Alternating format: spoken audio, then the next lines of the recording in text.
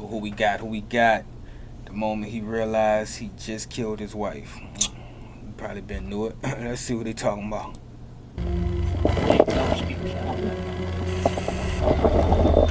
This is 79-year-old Harold Seidenfaden. At face value, Harold looks like an elderly, innocent man. But when police arrived to his home in Houston County, Georgia, they discover something so terrifying they couldn't possibly believe that Harold was responsible. On the morning of February 7th, Houston County sheriffs would receive a disturbing 911 call from a frantic man claiming his neighbor had just shot his wife. 911, what's your emergency? My neighbor, he just came up through my yard, all covered in blood. I guess what he's saying is he and his wife had a big argument, and he might have killed her. Okay, what's the address, sir? It's 2356. How the fuck you gonna look all sad and innocent and pathetic after you just kill her for an argument, bro? These people be crazy. A road. All right, and do you know where he is right now? Yeah, he just walked into my house. He's sitting in the kitchen. Does he have any weapons? Man, he called the police while you sitting in the house. That's how stupid you are. On him? Well, I found a knife, but she took it from him. Quickly, police rushed to the homes, waking up the quiet community of Elko, Georgia. Officers had little to no information about what happened, so they would take extreme precautions and look at everyone on the scene as a potential suspect. Let's first on the caller, please. Best I got is a male named Bud, possibly about 80 years of age. His number was, it should be in the residence with the caller. The caller's going to be the neighbor. I'm not sure on the address where it occurred.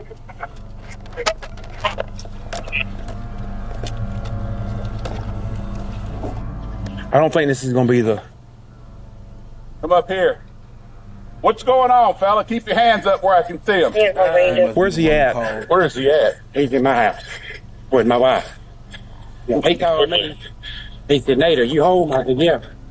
He said, have you got a gun? I said, yeah. I said, yeah, bud, what you need? He said, I need you to shoot me. Me and Deb had it out. She left. She gone. Yeah. I said, Brother Bud, I walk out to talk to him. Yeah. I walked out door. He's in the yard right here. Blood all over his shirt and everything. His hands. Where does he live? In the camper back there behind me. Do you know, is he in the house right now? Yeah. Right there with my wife. I mean, he ain't no danger. He ain't got no weapon. You're not going to get hurt, okay? Can you tell us what's going on? Shit, you don't know if a man in the danger because, well, for he's an old man like that. But I'm about to say, when somebody just kills somebody, they be ready to go. So they'll do some shit just so you could kill him. So you never know. You got to be careful, though. But he old. You okay? It don't even look like he would have done that shit. What's going on? I was supposed to get operated on Monday. I've been operated on for a full I don't want to hear all that. year. What happened with the killing? This nigga talking about it. I tore the shoulder out. That. We don't have anything on this side. Where'd you get all the blood from? My wife and me. Where is she at? She's down in the house. She's a good woman, but me and her, she wanted me to get operated on Monday, and I wanted to wait on it. Okay. I've been operated on. Is she okay? She's gone. This is the exact moment. She's gone. This is the exact moment that officers realized the severity of the situation. It's hard to assume the worst when your suspect is as calm and brittle as Harold is. They had no idea he had just killed his own wife. And it's not until Harold reveals she's likely dead that the officers realize there's a dying body that needs immediate attention. She's gone. Cover her, cover him. Come on.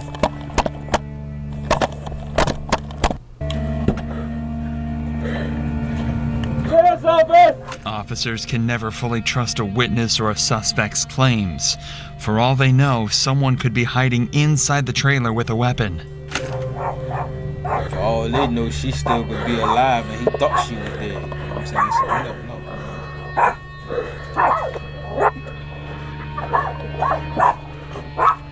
Let me see how they live. I always like to see how people keep their house.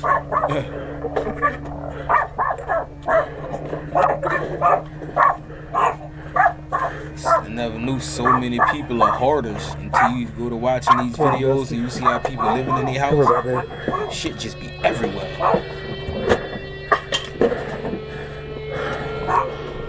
Huh? Got blood on the With no idea as to where Deborah's body is, officers turn to Harold to give some insight to quicken their search. Hey, ask her where she's at. Where's she at in the camper? She's in the back. Back room? Supposed to be in the back room. Don't tell me she got up and left. How many rooms are in the camper? Got it. The living room. There's a door that goes into the back room. 25. Living room, then the door, then the back room? Huh? Which side? Yeah, What side's the bedroom? There's another door. On the left? Yeah. Look like she. No, yeah, on the left. Look back in the back. It's supposed to be living room, door to the left, then go to the back. Tell me she Nobody got up back and there? left. No? Y'all in the right house? Nothing. Did she get up and walk away? Strangely, even with Harold's help, the body is nowhere to be found. What about blood? or This is concerning, and officers decide to resort to their next best option, searching the strange. perimeter of the trailer. something? Strange. Or maybe he just old and he tripping and he forgot. On some.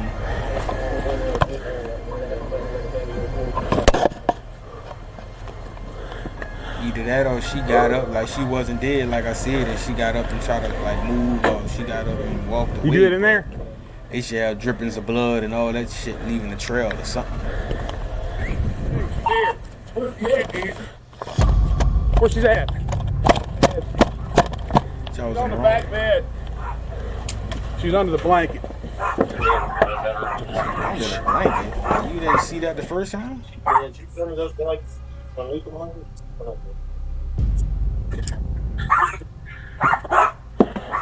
Yeah, he covered her up with a blanket. But y'all ain't see that the first The time? body was lying in front of the officer the entire time, and by the Ain't no time they way. discovered her, it was far too late. Ain't no way, man. Deborah Seidenfaden was dead. Now that the That's the hunt to bed right potentially there. concerning, and officers decide to resort to their... Strangely, even with Harold's help, the body is nowhere to be found. Like, This, it look like with you can Harold's see help, somebody in the bed, body is nowhere to be found. This is concerning, and officers but I decide to don't know, resort that's weird. to Harold himself to better understand his side of the story. Bud, you ain't got no weapons or anything else on you, do you? You need any knives or anything? Deborah Seidenfaden was dead. Now that the hunt to potentially save Deborah was over, officers had to make sense of this disturbingly confusing situation. Why in the world did Harold kill his own wife? To make sense of everything, they decided to speak to Harold himself to better understand his side of the story. It's crazy. Bud, you ain't got no weapons or anything else on you, do you? You need any knives or anything? Hold on, don't. Okay. Just your phone? Yeah. No. They got the count, ain't that? Well, we didn't have exact on everything, so unfortunately we had to be safe, not sorry. And by us being safe, that actually keeps you safer. You never know, man. When I used to be going to jail, I used to always see old men in a wheelchair. I'm like, man, what the fuck he did? Yeah. He started talking about this surgery, bro. Thesis It's a wrap. It's a wrap. You gonna have your surgery in jail, man. Oh. He probably end up dying before he can even really serve some real time. He gonna catch a heart attack or something. This shit ain't gonna kill him. This alone, what he just did, gonna kill him. Drink. Foul. Blocking. I don't know what he talking about. He talking about his surgery and shit. This way you go. Get it around. This even split the skin. I couldn't drink or eat 14 days. They were. And the stupid doctor say you're diabetic and your blood sugar's too low. I said I hadn't eaten anything or drank anything. Hadn't eaten anything or drank anything for 14 days. So my blood sugar's too low. Need to bring bleach. Need to bring bleach. See, I drank bleach. When was that? When did you drink bleach? This morning? Harold's story is tragic. The pain of his surgeries and health issues had ruined his life. The pressure was building from Deborah, pushing him to get another surgery, and eventually, Harold snapped, taking Deborah's life instead of his own. Ma'am, don't put anything on it right now just because of the blood. No. I understand that, but there's also other things going on, okay? Don't try to act like you can't get up now. You were just up and walking fine. Perfect. This shoulder I checked it for. just did break out. The prosthesis down in there. Put these on front, okay? The box. Got the knife and the pants in it. It's And that's his tragic, phone tragic right there. story. 'Cause it Is there really any way that was nothing. somebody can show my wife this cover up Makes for no me? sense. Well, I couldn't see something. We're gonna make sure everything's taken care of. Now you gotta come over and do a little walk with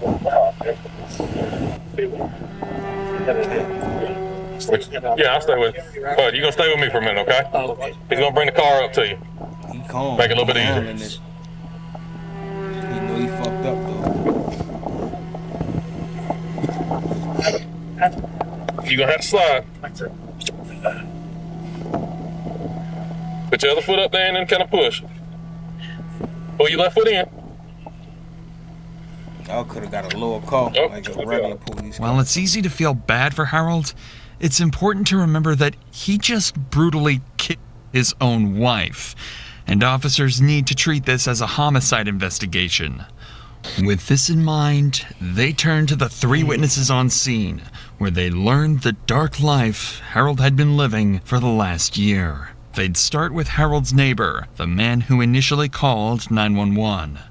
The hell of a thing to wake up to on a Sunday. Yeah, I mean, I ain't been long got up. He called That's me. crazy. It's late. I said, yeah, you home? I said, yeah.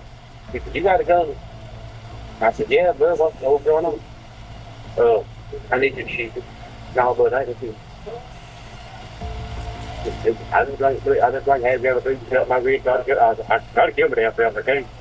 I need somebody to do it for me. I said, bud, I can shoot.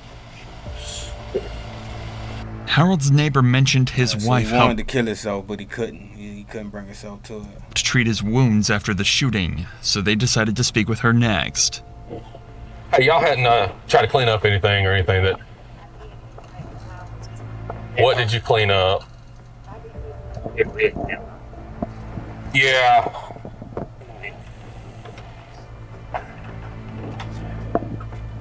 Right, but what did you clean up, though? I mean, in the house. Not him personally, in the house. I set him in his chair and I done everything in his chair. Okay, so nothing else in the house? Okay. All right, that's fine. Okay. Just want to make sure. And I put the paper towels in that box. Okay, all right. So, Yeah, just leave everything where it is now. That way the investigators can take pictures of everything. it was, you know, he had his hands like this. Yeah, was he anywhere else in the house? How did he come in? The back door? I live down there, y'all, highway, y'all in the house. And he just came straight through here? Did he go anywhere else in the house? No. All right, so he just came in here, sat down, and then... He was in the kitchen. I heard you, come here, hurry. Walk around the corner, go, God, bud. Okay, all right. So just to make sure, came in that door, walked straight over here, sat here until we got here? Yeah. Okay. I told him just sit here. Okay. He said, did y'all call the police? He said, yes. Okay. I said, tell them to call me. So I'm gonna do it. All right, yeah, just don't mess with any of that. If you would, just stay out here or outside. It's fine. But that way they can go ahead and take pictures of everything, okay? I'll go outside. That's why Yeah, no, people that's be what I said. hating to help Yeah, people. Cause when you help somebody, now you involve yourself in it. Now police gotta come to your house, take pictures, do all the extra shit that you wasn't expecting, all from helping somebody. All Here from and trying that to be way nice. they can get pictures of. You be like, nah, I'm stay out of it, lock my door. Yeah, well, and don't that's the even other let thing, you in. know, in case there's any drops or anything, that way they can get pictures of it. Lastly, Talk to you officers speak outside. to Harold's boss and owner of the property. He was at the scene before officers arrived and could help give further insight into what actually happened. Hey, how you doing? Hey there. Yeah, we can't really say much. The one thing I can ask you, I understand you're the property owner, you have a right to be here, but this is an active crime scene, so we do need to keep everybody out. Yeah, so if can you I go in the house? no, the entire property is a crime scene right now. So we're still investigating. Well, when he called me, he said, Nate, my aunt's husband, he said, where you at? I said, I'm just getting up. I said, can you come out here? I said, what's going on? He said, Bud just called me and told me to kill his wife. And he didn't have enough nerve to kill himself. If I had went driveway, could I shoot him? I said, you better call 911. Yeah, that's right. Don't meet him up the driveway. First off, they messed up making the house. He probably got that tobacco shit in his mouth. Kind of off his Shit head. they just spitting out of nowhere. Murder off his head.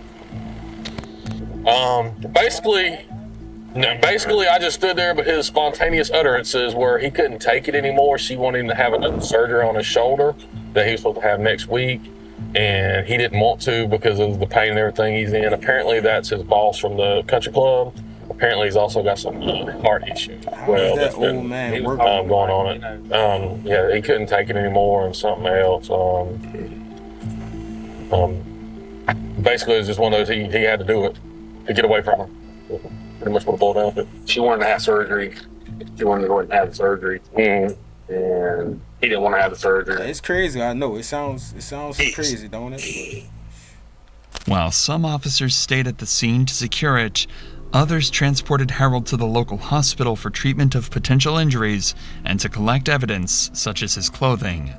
An officer would stick by his side, and they would have one final chat about the disturbing events that just went down an hour ago.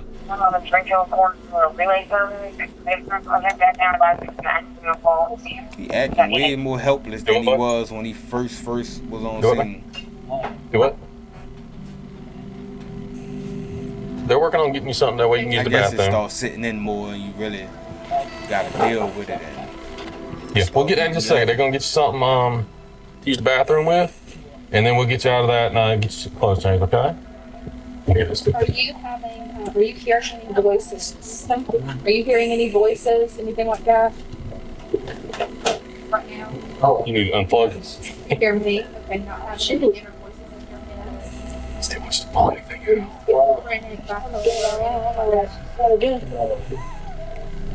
Before you start pulling stuff with you.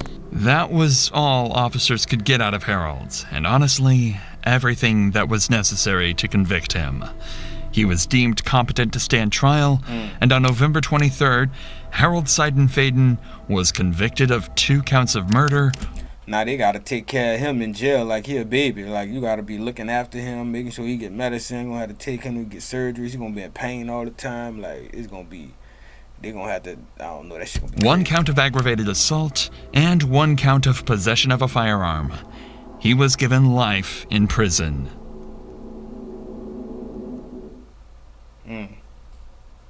Yeah, that was sad. That was another one of them sad ones. That was crazy, man. I don't know how to feel about that one, but yeah, he gotta go do his time, man. But he ain't got much time left, so it is what it is, man. Y'all hit the like and subscribe button. Don't do it for the pod, just do it for the pod.